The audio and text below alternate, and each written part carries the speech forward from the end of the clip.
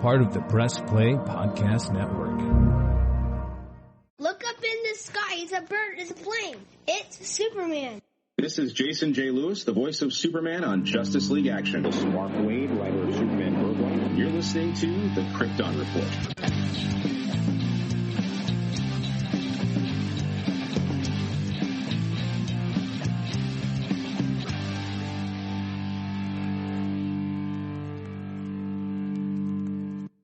Welcome to the Krypton Report podcast, now part of the Press Play Podcast Network.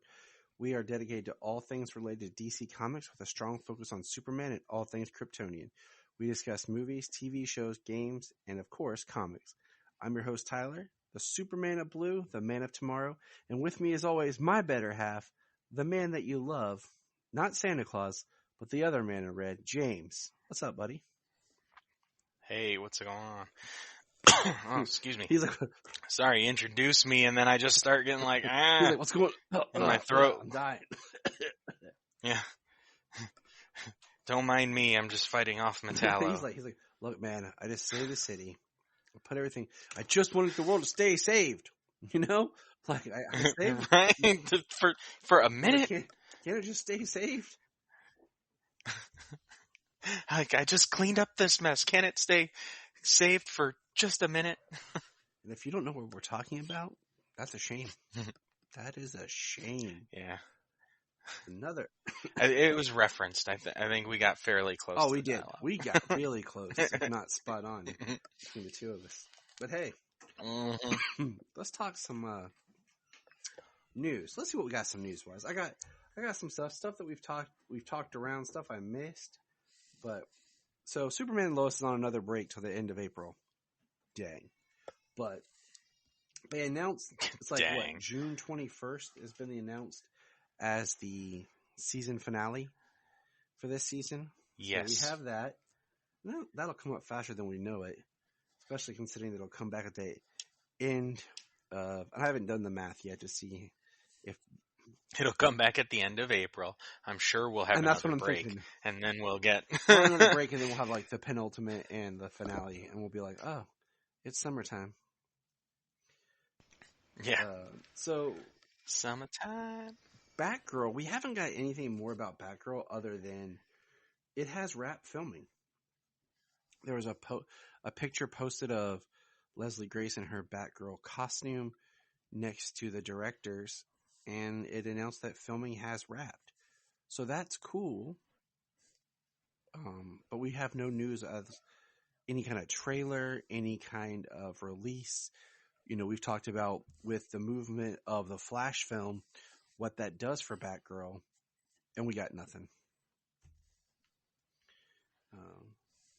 Also, with Superman and Lois, recently there was a convention that both Tyler and Betsy were at, and they said that at the end of this season, they will have some sort of addressing the issues with Supergirl, of why it's not being mentioned or anything like that.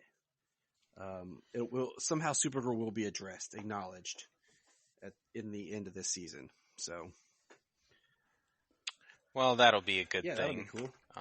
We've always wondered where that's set. I mean, we finally got confirmation of like post-crisis. We've got post-crisis, or crisis and post-crisis, and Natalie being, caught there in limbo for 6 months. And then we also, we had the Diggle crossover where Diggle showed up and he talked about working with Oliver and blah blah blah. And so we know that stuff happened. Yeah. Oh goody. This is interesting. Yeah, we've got loose threads. Yeah, we have loose to the rest of the Arrowverse. Loose threads that if you're a continuity person like me that drive you crazy. There's going to be an Aqualad series on HBO produced by Charlize Theron, based off an Aqualad book novel that I forgot to write the title down for. And you know what I say about that? Okay, we'll see. I'm fairly certain that came out within the last couple of years. They've done a lot of those young adult novels or young adult graphic novels that they've come out with. And only one I've read was the Victor and Nora one, the Mr. Freeze one. That one was cool. Okay. I have not read any of those. I was just on a big Mr. Freeze kick at the time. And Brian loves Mr. Freeze, so I wanted to read it before him to rub it in his face.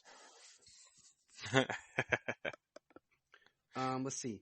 There's supposed to be a big announcement coming about Wonder Woman 3.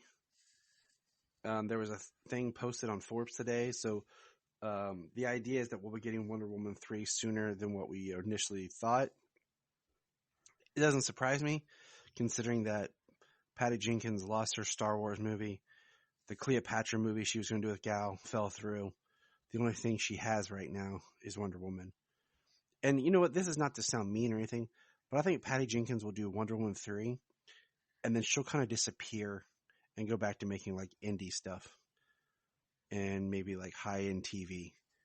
And that's not to be negative on her. I just feel like unless she's like scores big with Wonder Woman 3, I feel like that's what's going to happen. Yeah. Well, you know, I mean, it's a big difference between Wonder Woman and Wonder Woman 1984. That's why you have to put the post-crisis. It's a huge shift in quality and everything, and in a lot of respects. And part of that being like, and the hard part of that being is they had a great cast of characters. Gal did great in Wonder Woman, and she's been fantastic in her other appearances. And Chris Pine was a highlight of Wonder Woman. Heck yeah, it was. And then in this they've got Pedro Pascal and Kristen Wiig. So, I mean, they had a great cast of characters, and the entire movie had a serious dip in quality and ability of Wonder Woman. Like, yeah. If anything specifically needs to kind of correct course a little bit, it's what they did there with Wonder Woman. Don't worry. I think come December, we're going to do our Wonder Woman retrospective / rewatch and commentary, and that'll be fun.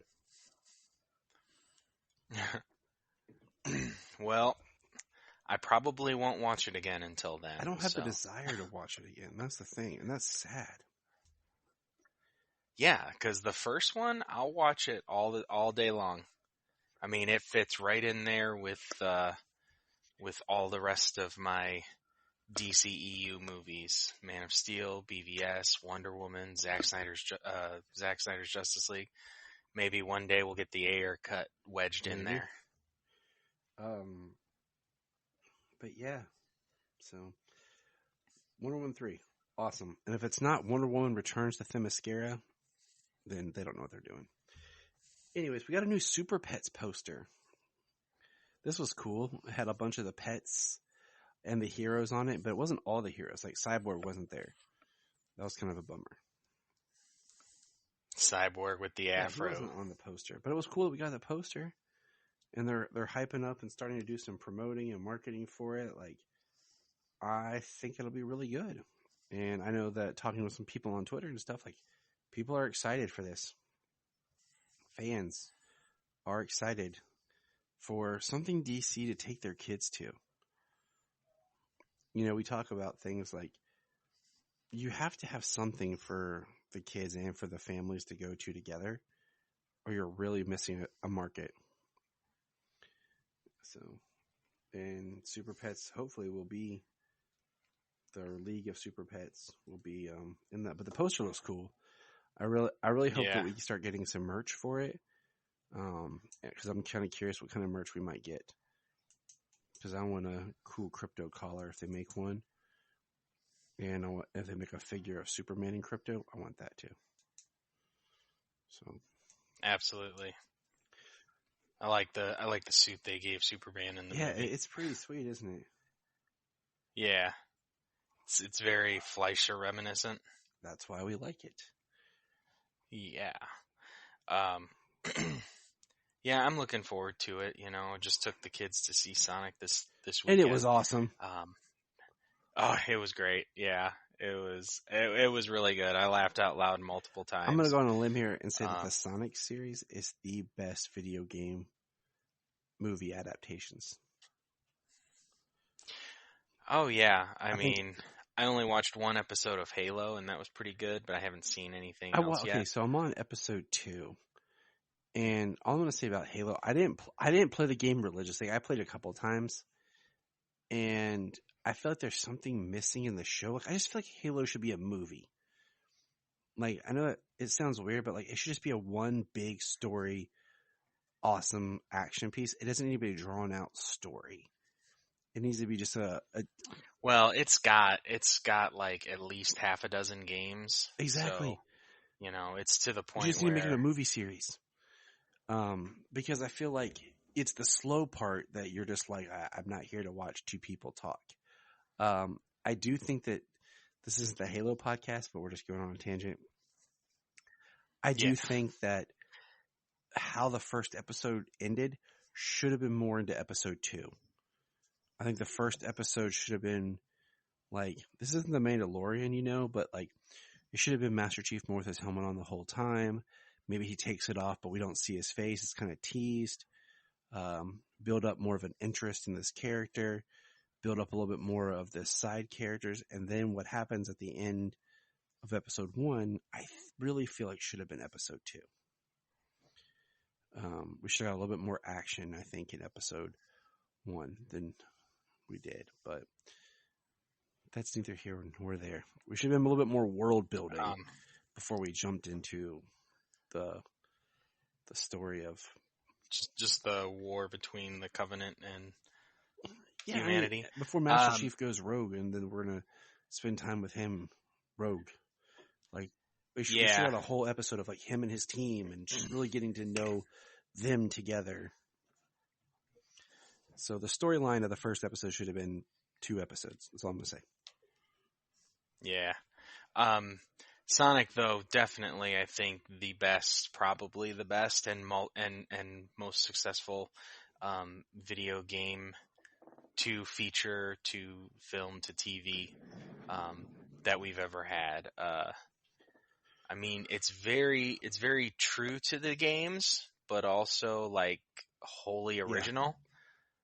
And, it's just, it's funny. It's, heartwarming. It's emotional. And the cast of characters is great. I'm the Donut Lord. We could go on. Me and Solomon are going to do a Patreon special all about the Sonic movies because he loves them. Let's see. Talking about casting here. I have 2 casting things here. One, I lost my notes on, but Carrie Kelly has been cast for the Gotham Knight series, and now Stephanie Brown has been cast for the Gotham Knight series. Now, with that casting, I posed this question to Brian the other day.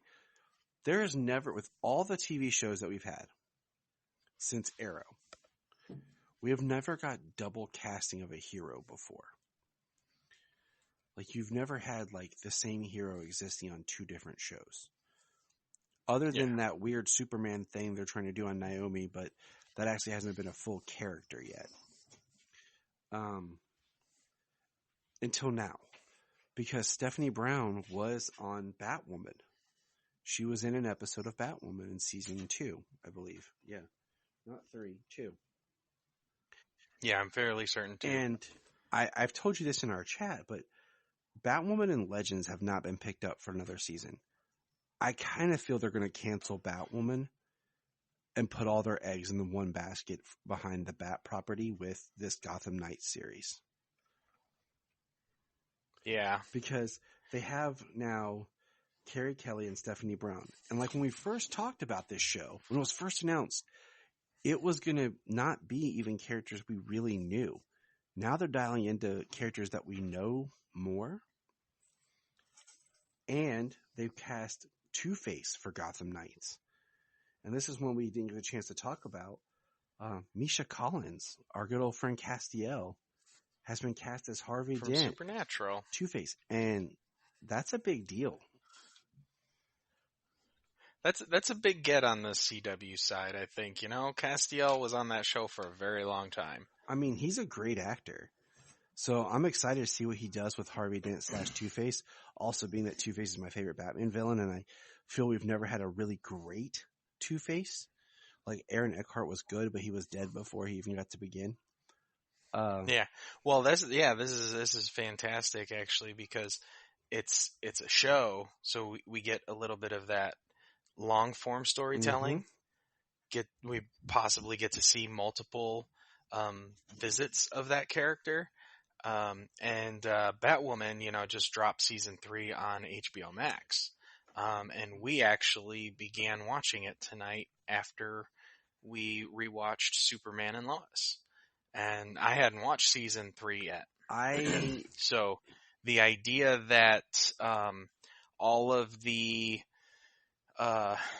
supervillain weapons have been locked up for almost 20 years kind of, lends credence to the idea that, maybe even this Gotham Knight show, when they're talking about characters farther down the line, like Stephanie Brown and like Carrie Kelly, and the idea that they were talking about the legacy characters for this show, children of heroes or villains and stuff like that. But the fact they already used Stephanie Brown is what throws it off for me. You already used the character. And she was older because she was flirting with Batwing. But I have not watched all of season 3 of Batwoman yet.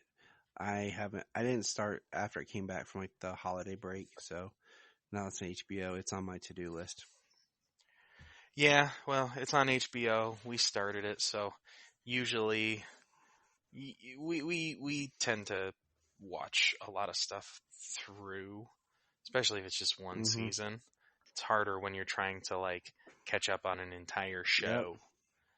When you have to watch 6, 7, 8 seasons of a show, and it's not sitcom length if they're not like 22-minute episodes, If you're trying to watch like Game of Thrones from beginning to end, that's a chore because that's a lot of 1-hour episodes. Yes, it is. You might as well just sit back and plug in and have some popcorn. But that's all I got for news. You got anything? Other than the Batman drops Monday the 18th on HBO Max. I would say that's about the only other news that I can think of. All right. We're very close to that. Jamie said she's like, oh, and then we can finally talk about it. She said she was proud of me for not talking to her about the movie. I'm proud. Until she sees it. I'm proud of you. Because I can watch it again with Jania and like watch it and talk about it as we watch it because we're in the privacy of our own home. But let's jump into some Superman and Lois. Hey, we're going to press pause and hear a few words from our other podcasts on Press Play Podcast Network. Hello, Brooks here with the Books with Brooks monthly book club podcast. Here's how Books with Brooks works. We read one book a month and then we talk about it. Classics like Stephen King's The Shining, debut novels like We Are the Brennans by Tracy Lang, and tons of other compelling, life-changing stories, one book and 1 month at a time. So come read along with us and then listen in. This is Dan Jurgens, and if you want to have a good time, keep listening to the Krypton Report. Remember to check out Krypton Report on all social media platforms. Go to linktree.com/Krypton Report. You find all of our information right there. If you want to help Krypton from exploding, join our $1 a month Patreon.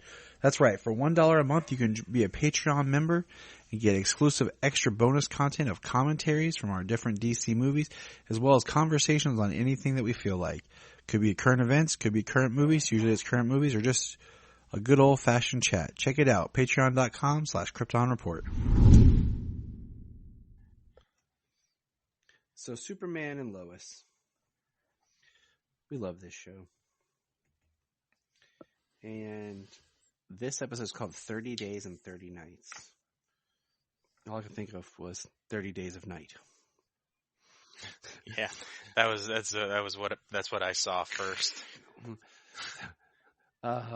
This episode starts, and I don't have my notes in front of me because my room's a mess thanks to my children.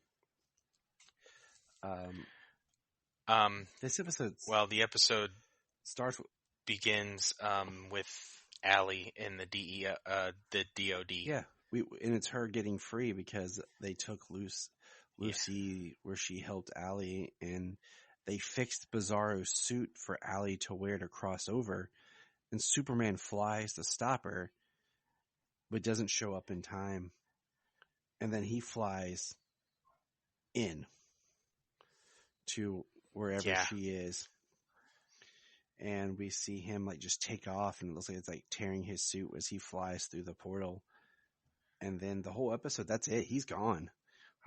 So basically and what was crazy about this episode to me is nobody's asking, hey, where's Clark? Where's Clark been? Well, I mean, the only thing that people know Clark.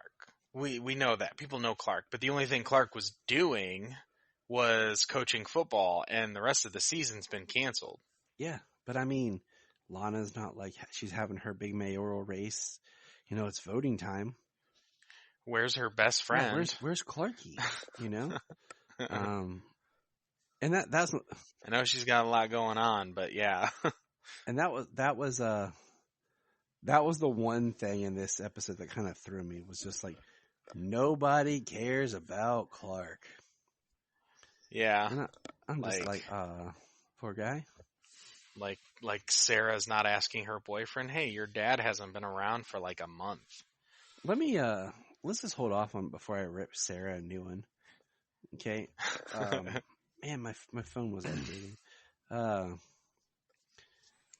I sent you a hold on.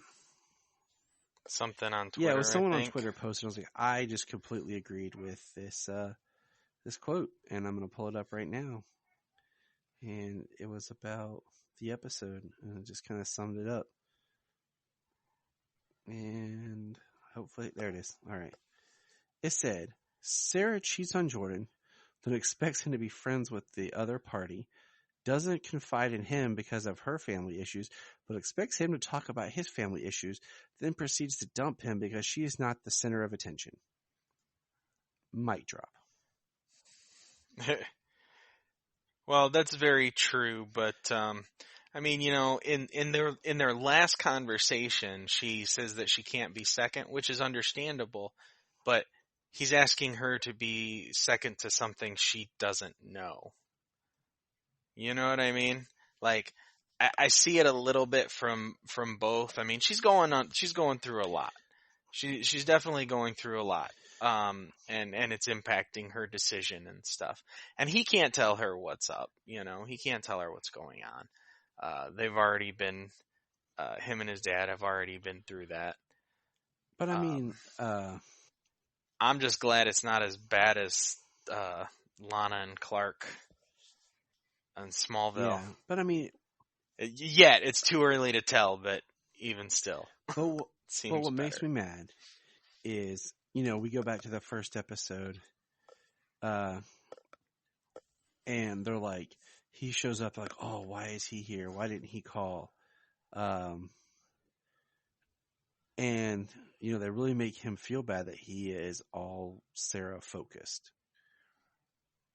And Kyle's always been kind of hard on him, but yet Sarah's all about like her new friend and everything. And she's listened to her dad's advice amongst her dad cheating on her mom. And Jordan's like, hey, I have some family things going on and I can't tell you about it. I want to, but I can't tell you right now. And she can't understand like, hey, he's got something going on. Like, she's so wrapped up in herself. That's not a relationship. If she just expects him and demands him to put her first after giving him crap and after the whole, we're just in high school kind of stuff, then he's better off without her. Because I mean, I agree. I agree. And you know what? I told Jania, I was like, good thing I wasn't Jordan back then. I was like, because if that would have happened to me, as soon as she would have dumped me right there, I'd be like, you know what? Screw this rally. And I would have used my heat vision, burnt the piano, then just started burning the whole school down and just stood there like, what? What are you going to do about it? Huh? That's right. I got powers. That's right. I'm the son of Superman. And this is some bull crap. Woman, like, Jania looks at me like, calm down, psycho. Right? I'm like, I would have been like, I'm burning this mother to the ground. Well, as long as John Henry's there to put out the fire. So, I mean, what I loved about this episode was Jordan being active and being, he saved Sarah's dad. That's the big thing is like, he's the one that saves Sarah's dad from the fire that was burning XK. Yeah. And he said, and he can't tell her, and then, we find out that Kyle's got an apartment, which is a crap hole. And he doesn't want to put stuff there because he thinks it's just temporary. And the whole thing is, Lana's back to using Lana Lang for mayor, not Lana Cushing or Cortez. She used Lana Lang on her mayoral campaign. And, the big thing was Sarah saying to her dad, like, basically, it might not be temporary. Because, Sarah goes to her mom after Kyle's hurt and in the hospital about having him stay with them just to keep an eye on it. And Lana's like, no. So, Kyle's growing a little depression beard. I'm surprised he's not back on the bottle. I feel like that's next because they've really just like torn him down. So I feel like him being back on the bottle's the next thing to happen. I mean, I think it's a possibility, but it's also a trope. I feel like we were not in tropes. Maybe that's the thing was with Kyle. I feel like, we're not in tropes, and then all of a sudden, we're in tropes this season. Just like Levi said when he was on, he's like, "Man, we talked about how great a character Kyle was," and then the next episode, they're like, "You know what? Nope, he was cheating on his wife. He was cheating on Lana." Yeah, and we're like, "Man, dude, how you gonna be like that?" And I don't know, but the whole. I just hope that's not the case. I hope he doesn't go back to the bottle. I hope he's there. I hope he's there for Sarah. Yeah, and I hope that Jordan just shows up in the night and like heat visions. And maybe Sophie once in a while. Sophie, that other daughter they have. Yeah, the other daughter they have, who was in this episode. Yeah, it was nice. She actually got some screen time. I'm just like, as a series creator, I'm just like, look, don't be giving people little children if you're not able to keep them in the episodes. Okay? Just don't write them. Don't create them. It just blows my mind. But anyways, so that's kind of Sarah's arc in the episode. Of course, Lana, she wins mayor.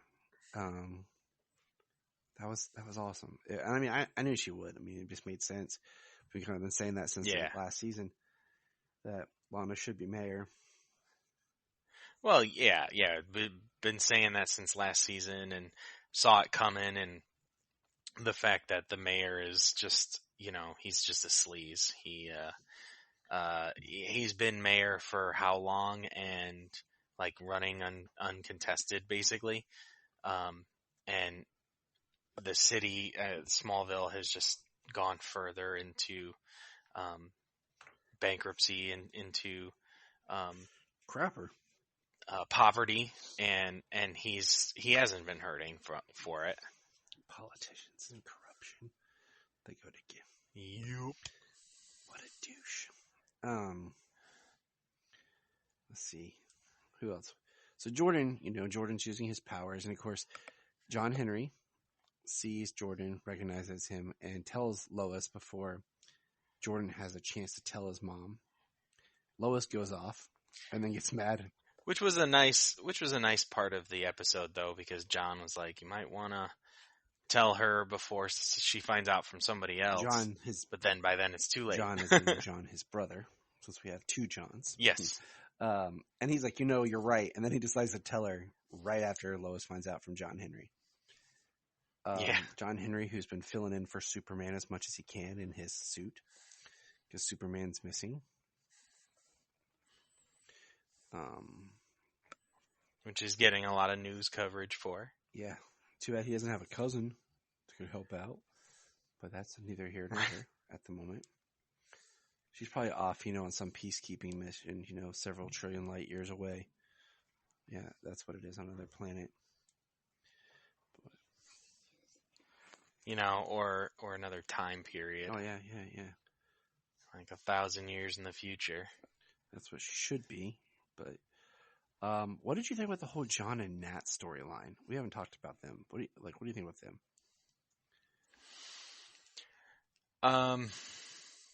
It falls in line with Nat's storyline for the rest of the season.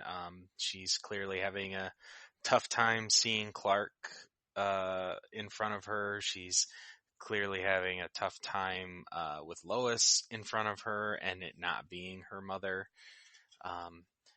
She has been doing okay. I like the way that Nat and Clark had left it last time we saw them together. This episode, specific time, has a lot of meaning for them. It's the day that she died. So she wants to make waffles, and John Henry kind of is throwing himself into work, to kind of deal with it or not deal with the fact that his wife is dead. Not only is his wife dead, like I put in this Virginia, their entire world in existence is dead. Yeah. So, friends, all family, everything is gone. And I'm like, all of that. And it was her mother's recipe for the waffles. And she couldn't get it, and probably one of the best actings, it was short, was by, I don't know the screw up his name, but Woolley Park, when he's watching, like, the day Nat was born, and just breaks down, and he, tells her, like, he can't ever forget his wife and her mom, and so they take the day to kind of celebrate her life, and I mean... Yeah, he makes breakfast for dinner. He makes the waffles. And they have a very nice exchange. So, yeah, I mean, it was one of the stronger parts of the episode, in my opinion. Yeah. Nat and John Henry. I did think it was really good.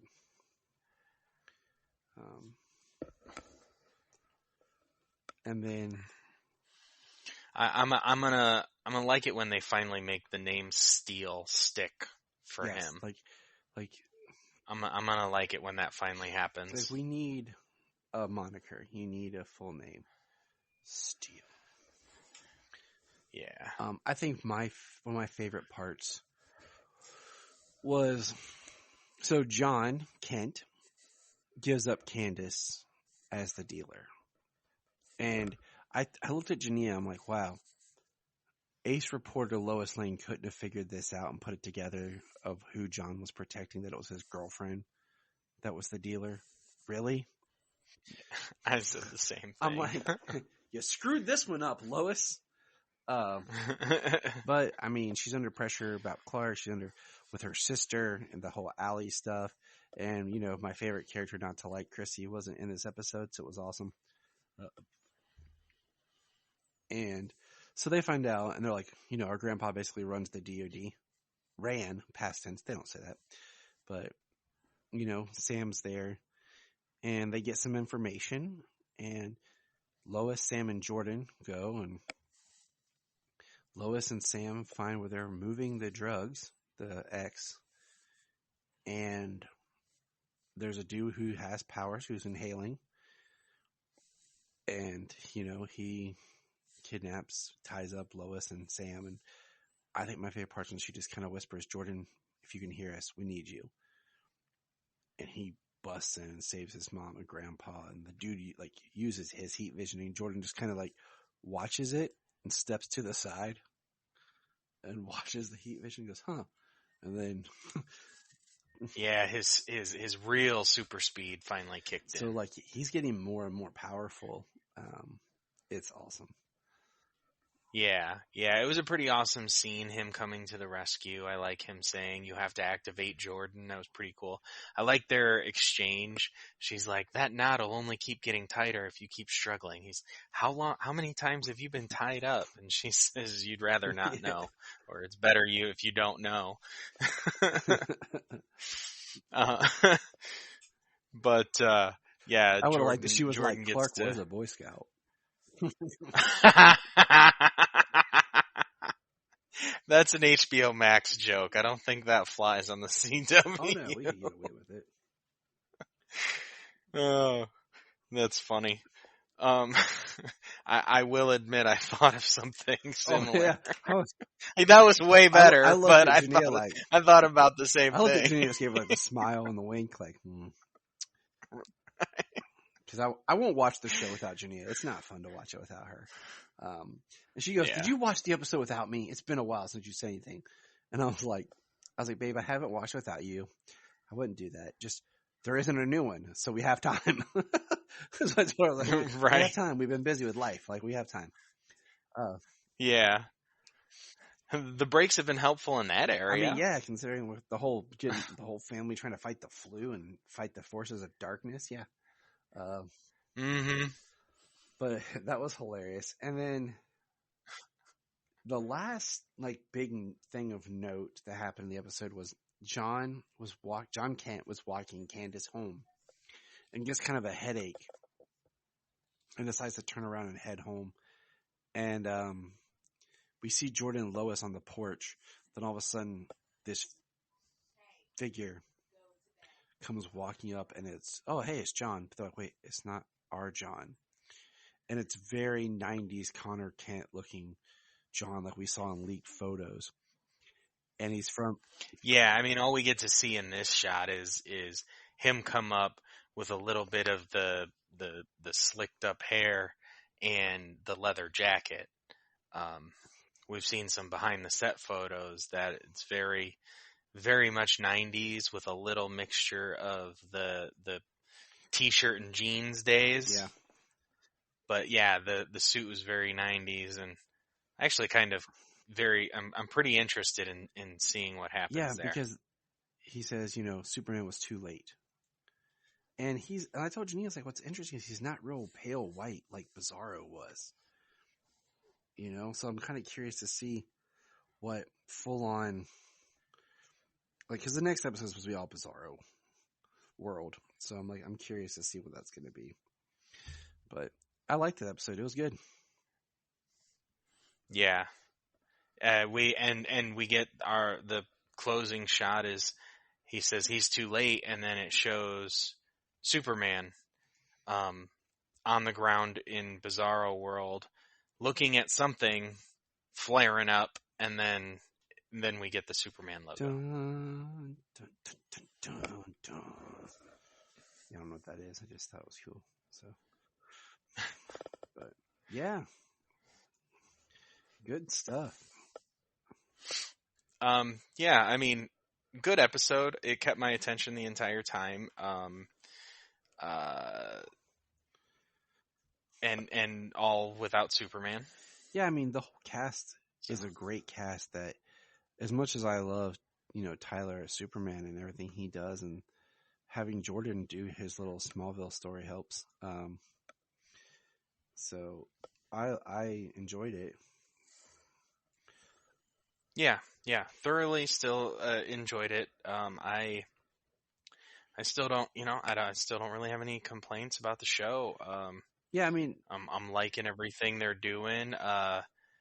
Some of like the rescue shot, the plane rescue shot where Steel flies underneath the plane and balances it out and then puts out the engine fires. Very very much a Man of Steel shot from the movie. If you recall, in the movie, there's a lot of shots where it's like a wide shot shows you what's happening, and then like a quick active zoom into the focal point of what's happening, like showing Steel. Very much Man of Steel cinematography in some of the news shots, the action sequences. The show has a very great way of blending all Superman aspects, and that's why I think it's been such a hit with fans. But hey, if you like listening to me and James talk, we have an awesome Patreon. For $1 a month, you will get about 5 shows a month is what we're aiming for. We're going to be doing some different specials, but you'll hear a DC movie commentary. You'll get special reviews and segments. So it's definitely worth your time. And we just finished up our Zack Snyder's Justice League. We did it in 2 parts, based off the Blu-ray discs. So that disc 1 and disc 2. So that you could enjoy it and not be completely overwhelmed with trying to listen to us talk for almost 4 hours. Which we could do. Yeah, because as we've said, like, and it's not even an issue for the movie, because watching 4 hours of that movie doesn't even feel like watching 3 hours of the Batman. Yeah. You know? You have so many. But to actively actually carve out that 4 hours is the only issue. Yeah, the thing with the Batman is it's one character and it's like one perspective. In this, you're kind of, you have a lot of different characters, a lot going on, so it's a little bit easier. But check it out. Check us out on all of our social media. Hit us up if I said this. I'm on the upcoming episode of Digging for Kryptonite. You'll hear me. If any listeners are interested in podcasting, what the heck is that? And you want to be on an episode and give it a try and talk with us, shoot us a message. Reach out to us through any of our social media. We'd love to talk to new people.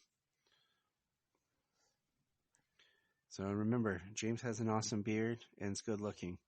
Good night, everybody. Remember. Look up in the sky.